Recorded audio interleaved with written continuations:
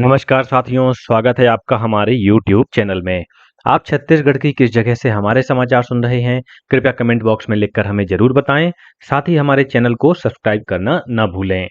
रायपुर से प्रस्तुत हैं छत्तीसगढ़ के प्रादेशिक समाचार। समाचारों के साथ मैं विपिन शुक्ला। पहले मुख्य समाचार। एयर इंडिया का यात्री विमान कल गुजरात के अहमदाबाद हवाई अड्डे के पास हुआ दुर्घटनाग्रस्त। प्रधानमंत्री नरेंद्र मोदी, छत्तीसगढ़ के राज्यपाल रमेन डेका और मुख्यमंत्री विष्णुदेव साय ने जताया शोक।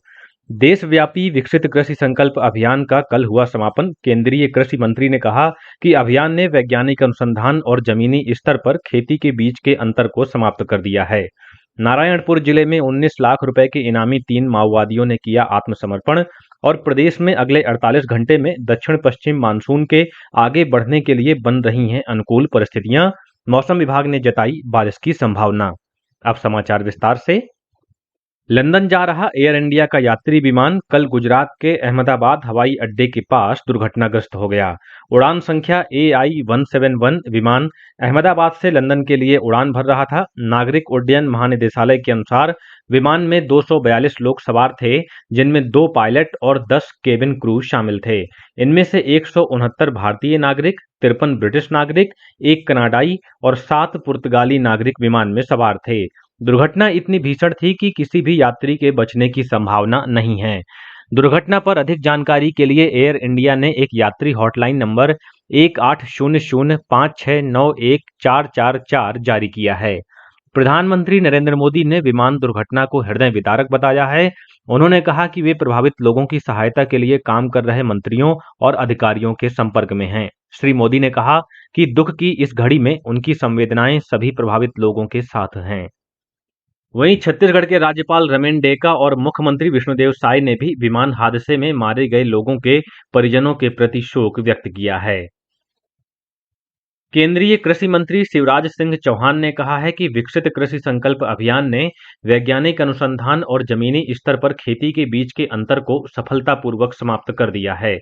इस अभियान के समापन अवसर पर गुजरात के बारडोली में किसान सम्मेलन को संबोधित करते हुए श्री चौहान ने भारत के कृषि पुनर्जागरण के लिए केंद्र सरकार के महत्वाकांक्षी रोड मैप को रेखांकित किया। उन्होंने कहा कि कृषि वैज्ञानिक, किसान, राज्य और केंद्र सरकार मिलकर काम करेगी। एक राष्ट्र, एक कृषि और एक टीम की भावना से ये वैज्ञानिकों पर कृषि विभाग किसानों के साथ लगातार खड़ा रहेगा, संपर्क करेगा और खेती की दिशा को और बदलने की कोशिश करेगा, ताकि हम देश के अन्न भंडार भर सकें। छत्तीसगढ़ में भी विकसित कृषि संकल्प अभियान का समापन हो गया है। अभियान के अंतिम दिन कृषि वैज्ञानिक डॉक्टर सौम्या दास ने बताया कि इस अभियान के तहत छत्तीसगढ़ के किसान भी लाभान्वित हुए हैं। प्रदेश में 16 जून से शुरू होने जा रहे नए शिक्षा सत्र से पहले राज्य सरकार ने 453 शिक्षक विहीन स्कूलों में से 447 स्कूलों में शिक्षकों का युक्ति युक्तकरण कर दिया है। शिक्षा विभाग से प्राप्त जानकारी के अनुसार युक्ति युक्तकरण प्रक्रिया के तहत शिक्षक विहीन 357 प्राथमिक शालाओं और 30 माध्यमिक शालाओं में नियमित शिक्षकों की पद स्थापना कर दी गई है। राज्य के शिक्षक विहीन 66 हाई स्कूलों में से सुकमा जिले के 4 हाई स्कूल और नारायणपुर जिले के 2 हाई स्कूल में शिक्षकों की पदस्थापना के लिए अभी काउंसलिंग की प्रक्रिया जारी है।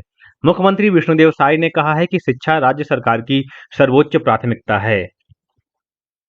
भारतीय रेल ने तत्काल टिकट के लिए नए नियमों की घोषणा की है। 1 जुलाई से केवल वे लोग ही भारतीय रेलवे खानपान और पर्यटन निगम IRCTC की वेबसाइट और एप्लीकेशन पर ऑनलाइन तत्काल टिकट बुक कर सकेंगे, जिन्होंने आधार के साथ अपना खाता प्रमाणित किया है।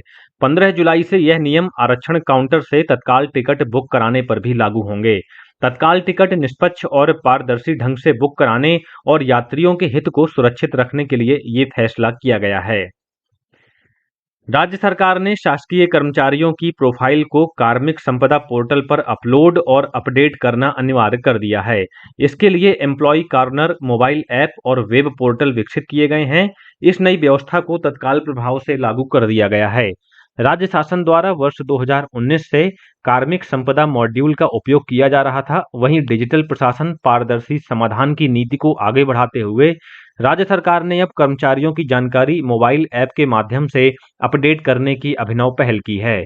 इस व्यवस्था के लागू हो जाने से कर्मचारियों की सेवानिवृत्ति, पदोन्नति और वेतन विसंगति में किसी प्रकार की परेशानी नहीं होगी।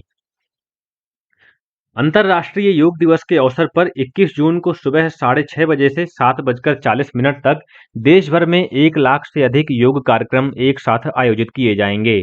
इसमें सामान्य योग अभ्यास किया जाएगा।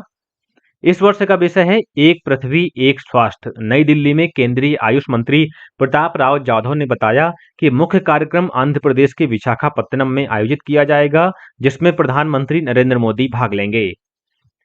नारायणपुर जिले में 2 महिला सहित 3 माओवादियों ने पुलिस के समक्ष आत्मसमर्पण कर दिया है। इनमें से पुरुष माओवादी पर 10 लाख रुपए और दोनों महिला माओवादियों पर कुल 9 लाख रुपए का इनाम घोषित था। आत्मसमर्पण करने वाले इन माओवादियों को राज्य सरकार की पुनर्वास नीति के तहत 50-50 हजार रुपए की प्रोत्साहन राशि प्रदान की गई।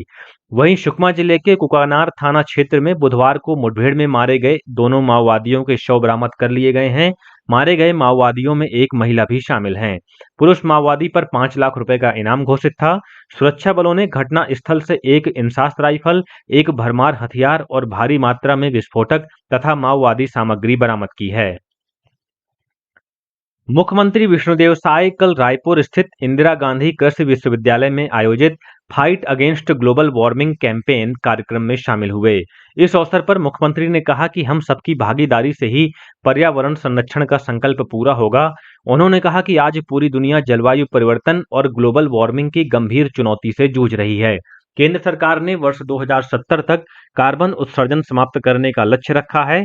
इसी कड़ी में छत्तीसगढ़ हरित ऊर्जा को बढ़ावा देने की दिशा में अग्रसर है। विश्व रक्तदाता दिवस के उपलक्ष्य में प्रदेश के सभी आयुष्मान आरोग्य मंदिरों में रक्तदान के प्रति जन जागरूकता बढ़ाने के लिए विविध कार्यक्रम आयोजित किए गए। 3,800 से अधिक आरोग्य मेलों में 46,000 से अधिक लोगों ने अपने स्वास्थ्य की जांच कराई। इस दौरान 10,000 से अधिक नागरिकों ने रक्तदान की शपथ ली। इस वर्ष की थीम के तहत सभी आयुष्मान आरोग्य मंदिरों में रक्तदान पंजीकरण, शपथ समारोह, जागरूकता रैलियां और रक्तदाता सम्मान जैसे आयोजन हुए। संघ लोक सेवा आयोग यूपीएससी की सिविल सेवा प्रारंभिक परीक्षा के परिणाम घोषित कर दिए गए हैं। इस परीक्षा में देश भर से 14,161 उम्मीदवारों का चयन मुख्य परीक्षा के लिए हुआ है। सिविल सेवा प्रारंभिक परीक्षा 25 मई को आयोजित की गई थी। मुख्य परीक्षा के लिए क्वालिफाई करने वाले उम्मीदवारों को अब यूपीएससी की मुख्य लिखित परीक्षा में शामिल होने का अवसर मिलेगा, जो 22 अगस्त से आयोजित होगी। संघ लोक सेवा आयोग ने अपनी आधिकारिक वेबसाइट पर सफल उम्मीदवारों की सूची जारी कर दी है। स्वास्थ्य विभाग ने छत्तीसगढ़ में स्वास्थ्य सेवाओं को मजबूती प्रदान करने के उद्देश्य से यूनिसेफ, डब्ल्यूएचओ, एम्स सहित 5 संस्थाओं के साथ समझौता ज्ञापन पर हस्ताक्षर किए हैं। कल नवा रायपुर में आयोजित कार्यक्रम में इन संस्थाओं के साथ साझा दायित्वों और लक्ष्यों पर सहमति बनी। इस एमओयू से संयुक्त राष्ट्र विकास कार्यक्रम द्वारा टीकाकरण कार्यक्रमों को तकनीकी और रणनीतिक सहयोग मिलेगा। 2,000 करोड़ रुपए से अधिक के शराब घोटाले में आरोपी विजय भाटिया की 11 दिन की पुलिस रिमांड खत्म होने के बाद कल उन्हें रायपुर की विशेष अदालत में पेश किया गया। एंटी करप्शन ब्यूरो एसीबी और आर्थिक अपराध अन्वेषण ब्यूरो ईओडब्ल्यू की कोर्ट ने विजय भाटिया को 14 दिन यानी 26 जून तक न्यायिक रिमांड पर भेज दिया है। और अब पेश है मौसम का हाल। मौसम विभाग के अनुसार अगले 48 घंटे में दक्षिण पश्चिम मानसून के आगे बढ़ने के लिए अनुकूल परिस्थितियां बन रही हैं। इससे प्रदेश में आगामी 24 घंटों के दौरान कुछ स्थानों पर हल्की से मध्यम वर्षा होने और 1-2 स्थानों पर अंधड़ चलने तथा वज्रपात होने के आसार हैं। और अब कुछ अन्य समाचार संक्षेप में। मुख्यमंत्री विष्णुदेव साय ने कल कोरबा जिले में 223 करोड़ 88 लाख रुपए से अधिक की लागत के विभिन्न विकास कार्यों का लोकार्पण और भूमि पूजन किया। और शिक्षकों के युक्ति युक्तकरण की प्रक्रिया में अनियमितता बरतने के आरोप में दुर्ग संभाग आयुक्त ने बालोद जिले के डोंडी विकास खंड के शिक्षा अधिकारी जय सिंह भारद्वाज को निलंबित कर दिया है। इसी के साथ रायपुर से प्रसारित छत्तीसगढ़ के प्रादेशिक समाचारों का ये बुलेटिन समाप्त हुआ। नमस्कार।